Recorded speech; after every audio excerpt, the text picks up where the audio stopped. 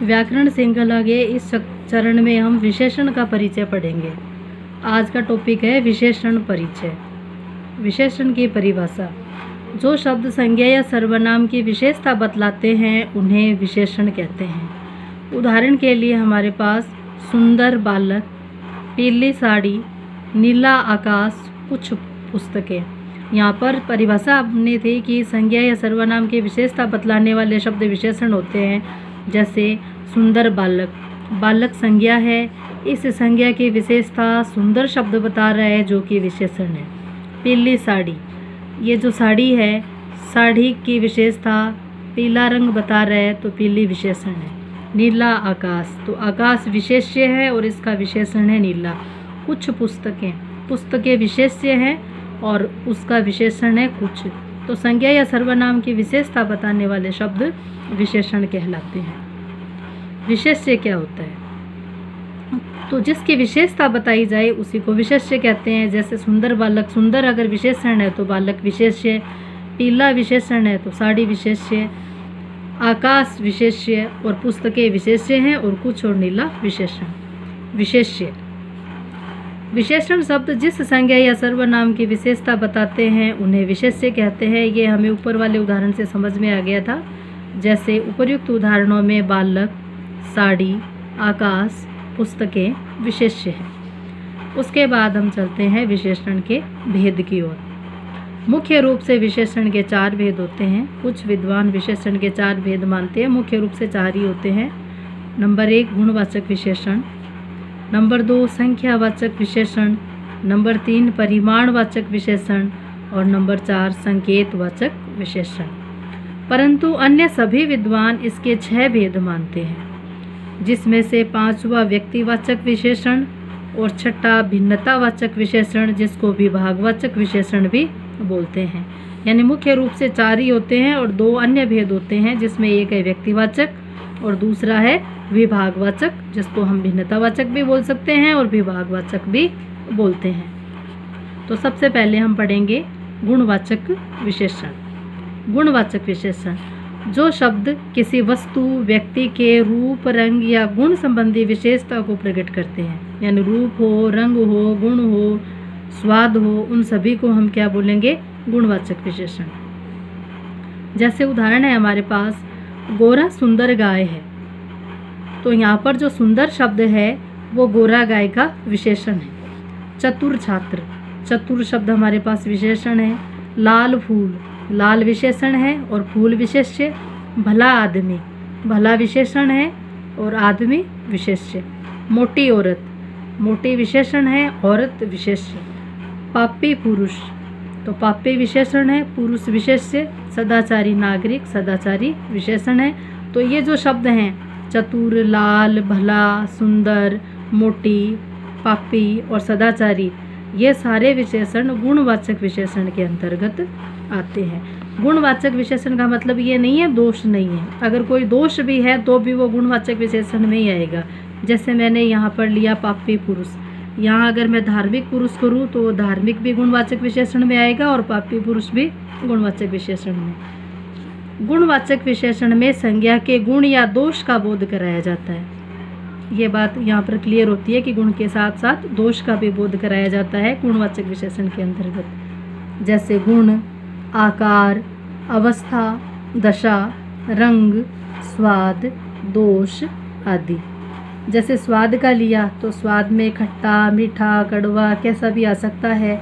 आकार का लिया तो लंबा, बड़ा, पतला, मोटा कैसा भी आ सकता है। दशा में जैसे अमीर, गरीब, बीमार, स्वस्थ, क्या कुछ भी ले सकते हैं। रंग में लाल, पीला, हरा, नीला, कुछ भी। जैसे दयालु, उदार, प्रौढ़, युवा, लंबा, काला, कड़वा, खट्टा, डरपोक, मूर्ख आदि, ये सभी उदाहरण गुणवाचक विशेषण के अंतर्गत आते हैं। संख्यावाचक विशेषण। संख्यावाचक विशेषण, जो शब्द संज्ञा या सर्वनाम की संख्या का बोध कराते हैं उन्हें संख्यावाचक विशेषण कहते हैं। यानी जो विशेषण संख्या का बोध कराएंगे, संक्षेप में हम याद रखें तो संख्या का बोध कराने वाले विशेषण संख्यावाचक विशेषण कहलाते हैं। उन्हें संख्यावाचक विशेषण कहते हैं। इसके 2 उपभेद भी होते हैं।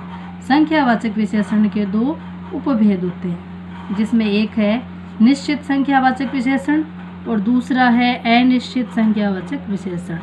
निश्चित संख्यावाचक विशेषण निश्चित संख्या का बोध कराएगा, जैसे 5, 7, पहला, चौथा आदि। यानी निश्चित है कि 5 ही है, 7 ही है, पहला है, चौथा है, दूसरा है। जो विशेषण निश्चित संख्या का बोध कराएंगे ऐसे विशेषण निश्चित संख्यावाचक विशेषण कहलाएंगे। दूसरा है अनिश्चित संख्यावाचक विशेषण।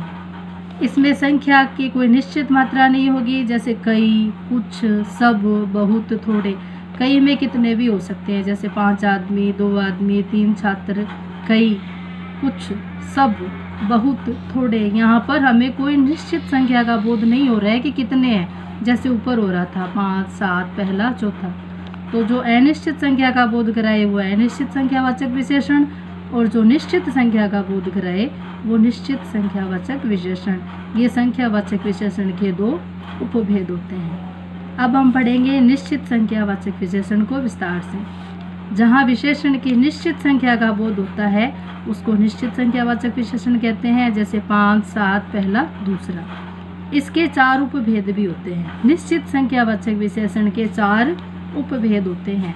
नंबर 1 गणनावाचक विशेषण, नंबर 2 क्रमवाचक विशेषण, नंबर 3 आवृत्तिवाचक विशेषण और नंबर 4 समुदायवाचक विशेषण। गणनावाचक विशेषण किसे कहेंगे?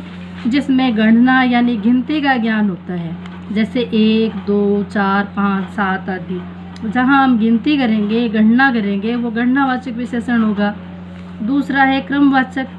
तो जिस विशेषण में क्रम का बोध होता है या क्रम का ज्ञान होता है उसको हम क्रमवाचक विशेषण कहेंगे, जैसे पहला, दूसरा, तीसरा, चौथा। आवृत्तिवाचक विशेषण, जहाँ पर आवृत्ति का ज्ञान होगा, जैसे दूना, चौगुना, 10 गुना आदि। आवृत्ति कितनी है, दूनी है, चौगुनी है या 10 गुनी है। समुदायवाचक विशेषण, जिससे हमें समुदाय या समूह का ज्ञान होता है, समूह का बोध होता है, जैसे दोनों, चारों, आठों, पाँचों, 10। इस प्रकार से समूह की जो सूचना देते हैं ऐसे विशेषण समुदायवाचक विशेषण होते हैं, जो निश्चित संख्यावाचक विशेषण के अंतर्गत आते हैं। उसके बाद पढ़ेंगे हम अनिश्चित संख्यावाचक विशेषण। जो विशेषण किसी निश्चित संख्या का बोध ना कराए उन्हें अनिश्चित संख्यावाचक विशेषण कहते हैं।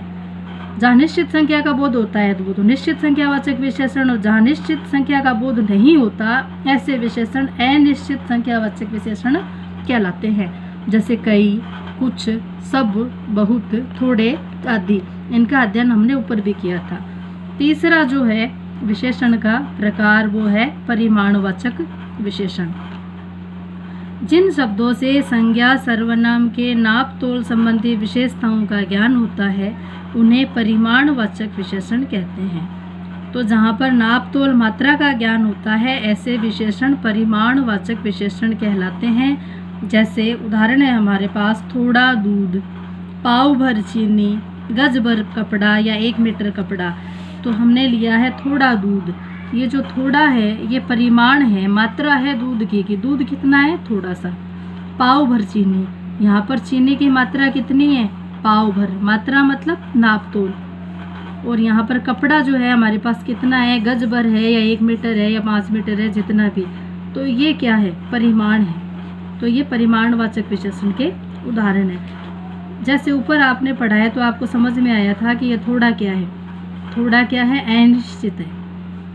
इसके भी 2 उपभेद होते हैं। निश्चित परिमाणवाचक विशेषण, जैसे 1, 4, 10 आदि, जहाँ पर निश्चित मात्रा का बोध होता है। अनिश्चित परिमाणवाचक विशेषण, जैसे कुछ, थोड़ा, बहुत, कम, ज़्यादा, अधिक, जरा सा, सब, जहाँ पर परिमाण की मात्रा अनिश्चित होती है ऐसा अनिश्चित परिमाणवाचक विशेषण कहलाता है। यानी कहने का मतलब है कि परिमाणवाचक विशेषण के भी 2 उपभेद होते हैं, निश्चित और अनिश्चित। चौथा भेद अब पढ़े। चौथा भेद है विशेषण का संकेतवाचक विशेषण।